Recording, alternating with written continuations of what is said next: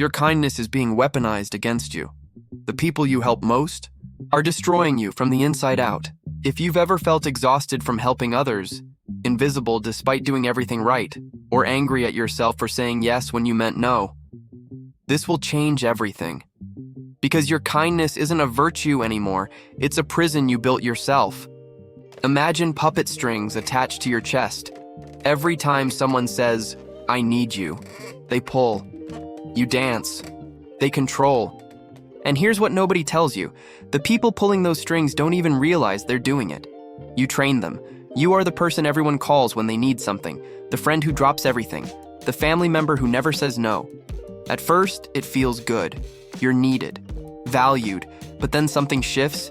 People stop asking if you're okay. They just assume you'll be there. Your boundaries become suggestions. And when you finally say no, you're selfish. You've changed. Here's the trap. You trained people to exploit you, and they don't even realize it.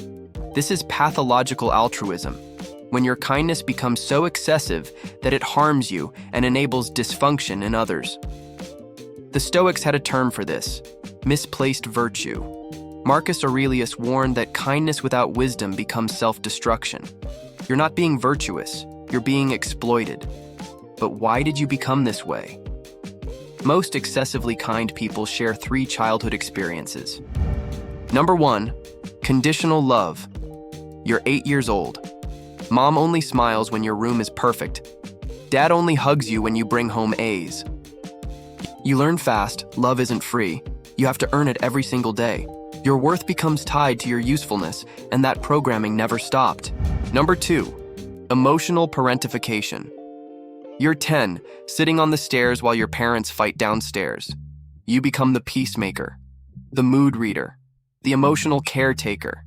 Your needs disappear because someone has to hold the family together. Number 3, punishment for boundaries. You're 12. You say no. The response? Guilt, anger, and silent treatment. You learn that boundaries equal abandonment, so you stop setting them. Drop a comment. Which one was you? 1, 2, or 3?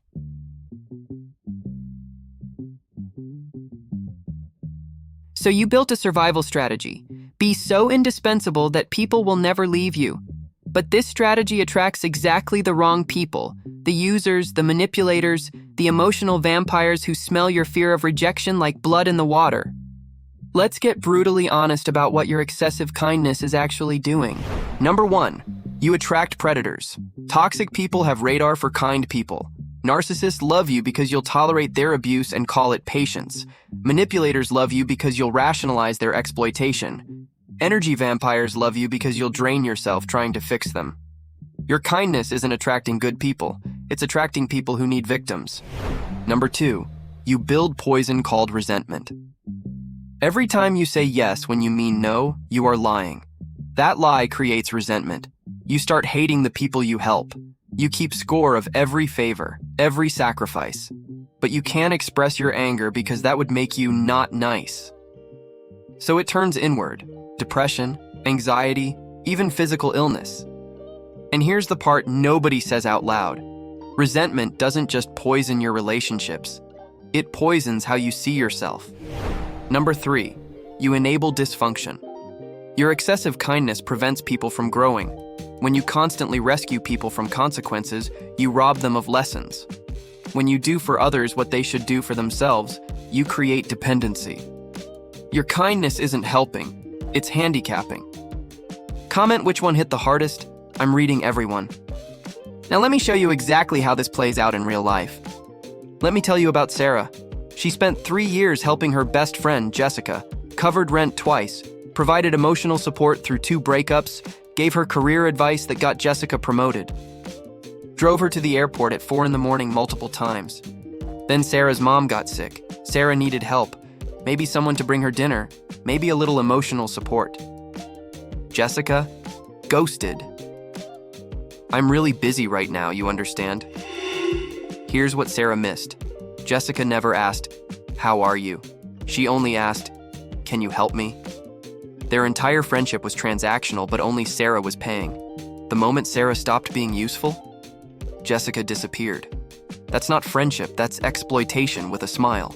Now let me show you the 3 tactics Jessica used, because someone is using them on you right now. Guilt weaponization. Can you watch my kids this weekend? You don't have kids, so you have time. She reframed your personal life as an obligation. Or, after everything I've done for you, you can't cover one shift? That's not kindness. That's emotional blackmail.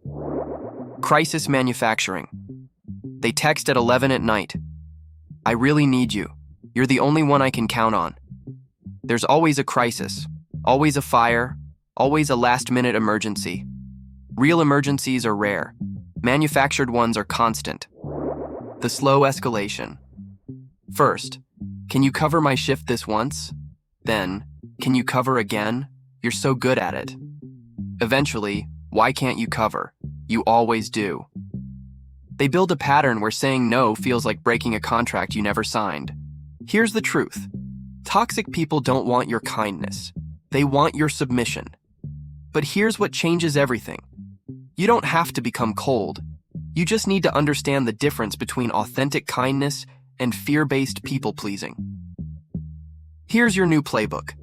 Practice the pause. Before saying yes, ask, am I saying yes because I want to, or because I'm afraid of what happens if I say no? If you feel panic at the thought of saying no, that's fear, not generosity. Set boundaries without apology. When they say, can you help me move this weekend? You say, I'm not available. Not, I'm so sorry, I have this thing, maybe Sunday, maybe later. Just, I'm not available. Here are your scripts.